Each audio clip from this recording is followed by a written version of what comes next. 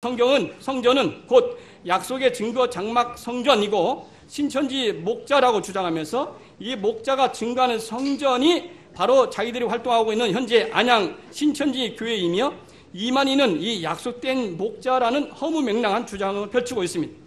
뿐만 아니라 이 이만희는 자신이 저술한 책자들이 모두 성령과 천사들로부터 직접 보고 듣고 지시에 따라 증거한 것이고 직통계시를 받은 것을 기록한 것이기에 이 책은 인류 역사상 제일 중요한 책이고 만국을 다스릴 철저한 권세가 자기에게 있다고 이렇게 주장하는 모습을 보게 되는 것입니다. 이처럼 이단들의 공통적인 특징 중에 하나는 성경관에 문제가 있다라고 볼 수가 있습니다.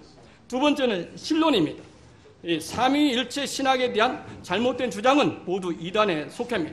이 삼위일체론과 기독론은 초대교회 역사상 항상 문제가 되어왔던 그런 가장 첨예화된 논쟁의 주제였습니다. 그래서 여러 교부들 이그나티우스, 클레멘트, 폴리캅, 데오필로스, 아테나고라스, 이레니우스, 테툴리안스 이런 분들을 통해서 정통 기독교의 신론이 정착되도록 삼위일체의 신론이 정착되도록 최선의 노력을 다해왔던 것입니다. 그래서 초대교회 신론에 문제가 있었던 그런 대표적인 사람들은 거기 보면은 서머나의 노에투스, 그다음에 프락시아스, 로마의 사벨리우스, 그다음에 안디옥의 감독 사모사터 바울, 데오도투스 이런 사람들은 역동적 단일신론 또한 양태론 또는 사벨리안주의 이러한 이단들을 펼쳤습니다. 다시 말해서 제가 학교에 가서는 교수가 되고 집에 가서는 가장이 되고 교회에 가서는 목사가 되는 나는 하나지만 세 가지 역할을 양태 세 가지 역할을 감당하는 자들로 그렇게 잘못 오해했던 것입니다. 이러한 모습들이 오늘날 대부분 이단들 속에서 그대로 드러나고 있음을 우리가 확인할 수가 있습니다. 예를 들어서 여호와 증인들은 성령 하나님을 여호와의 활동력이다. 그러니까 성령의 신격, 신체, 성령의 인격체가 없이 여호와가 활동하는 그 자체가 그게 바로 성령의 모습이다라고 축소시켜버리고 있습니다. 통일교 문선명의 부인인 한학자를 성령 하나님으로 말합니다. 문선명이 한학자가 성령이니까 문선명 집단은 이제 내 사위 하나님이 계시는 것이죠. 하나님의 교회는 교주인 안상홍이 재림 예수이자 성령이라고 말하고 있고 자기 부인 장길자를 하나님의 부인으로 이게 부르고 있습니다. 몰몬교의 조셉 스미스도 성부, 성자, 성령을 말하지만은 하나님은 한때 인간이었고 몰몬교를 추구하는 남성들은 다 하나님의 신격에 하나님의 신적 품성에 도달할 수 있다라고 그렇게 거짓 증언을 하고 있습니다. 또한 크리스찬 사이언스도 마찬가지고 또한 통일교 문선명은 자기 부인 한학자를 우주의 어머니, 참 어머니, 자기 자신을 지칭하여서 신의 사람 이렇게 신격화하는 모습을 보게 되고 또한 베레아의 김규동은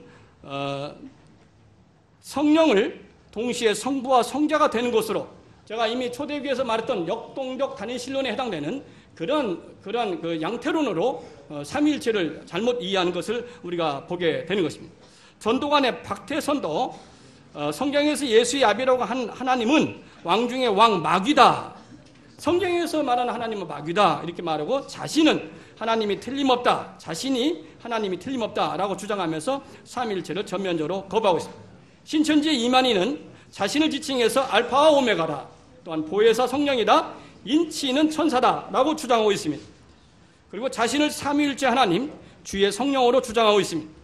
그는 자신의 출판물에 자기가 저술한 출판물 제목에 보혜사 이만희 저라고 기록되어 있습니다. 다시 말해서 이만희 씨가 보혜사라는 것이죠. 이렇게 자신을 신격화하는 참남한 이단인 것을 입증하고 있습니다. 세 번째 기독론입니다.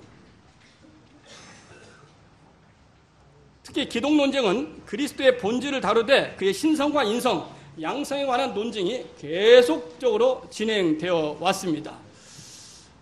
시간상 제가 다 말을 할 수가 없고요. 예를 들어서 아리우스와 아타나시우스 논쟁, 또는 아폴라나리우스 논쟁, 그 다음에 네스토리우스, 유티키스 이런 분들은 어떻게 했냐면 예를 들어서 아리우스 같은 경우는 예수님께서 이 땅에 오셨다. 그러면은 오시기 전의 모습도 있지 않았겠느냐. 다시 말해서 예수님은 시간적 개념을 갖고 있지 않느냐. 그래서 그는 창조된 피조물이다. 피조물 중에 장자다. 천사장이다. 라고 예수 그리스도의 신격체를 거부하고 하나의 피조물로 격화시켰습니다. 아폴로나리우스 같은 경우는 예수 그리스도가 이 땅에 로고스로 오셨다. 로고스는 영이신데 로고스와 인간이 만났다. 그러면 영과 인간, 영혼과 육신을 가진 인간이 만났다. 그러면 영이 둘인데 그럼 어떻게 우리 해결되겠느냐 해서 인간의 영을 죽이고 예수의 로고스와 영과 인간의 육체가 만난 것으로 그렇게 영과 육을 붙여버렸습니다. 그러므로 인하여서 예수 그리스도는 이 땅에 무흠한 영과 육을 가진 모습으로 이 땅에 오셔야 하는데도 불구하고 그것을 격화시켜버린 그런 결과를 가져왔습니다. 그렇다면 오늘날에 있는 기독론의 문제점은 무엇일까요? 통일교회 같은 경우는 예수의 십자가 대속을 실패한 사건으로 인식하고 재림주 문선명을 섬기도록 주장하고 있고, 몰몬교와 여호와 증인들은 그리스도의 대속이 아닌 선행으로 구원받은 것을 말을 하고 있고, 또한 통일교와 여호와 증인들은 예수가 육체가 아닌 영적으로만 부활하였다는 현대판 영지주의적 주장을, 초대교회의 대표적인 이단이었던 영지주의적 주장을 펼치고 있습니다. 신천지 이만희는 예수의 재림이란 예수가 구름 타고 어떤 인간 육체에 임하는 것으로 시작되는데, 이 인간 육체는 다름 아닌 이만희 자신에게 임하게 되며 자신이 재림주의자, 계시록 12장의 철장으로 만국을 다스릴 사람인 바로 자기 자신이다 라고 말하면서 자기 자신을 예수화시키는 것을 우리가 보게 되는 것입니다. 네 번째로 이제 교회론입니다. 이 교회론은 전통적으로 주님께서는 교회를 사랑하셨죠. 그래서 제자들을 세우시고 그들을 통해서 교회를 세우시게 되었고, 또한 여러 교부들, 사도들, 속사도들을 통해서 기성교회를 세워 가셨습니다. 그러나 많은 이단들은 이 교회론에 제동을 거는 것을 많이 보게 됩니다.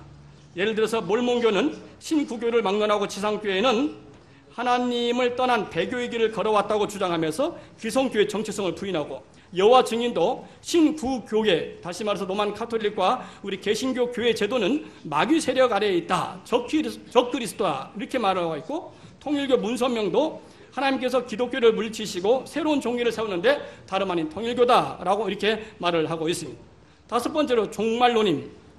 이단들은 전통 기독교의 종말론을 거부하고 자신들의 예언에 따른 종말의 교리를 강요하여서 사회적 불안과 위기감을 조성하여서 사회를 매우 현혹시키고 있는 사실입니다.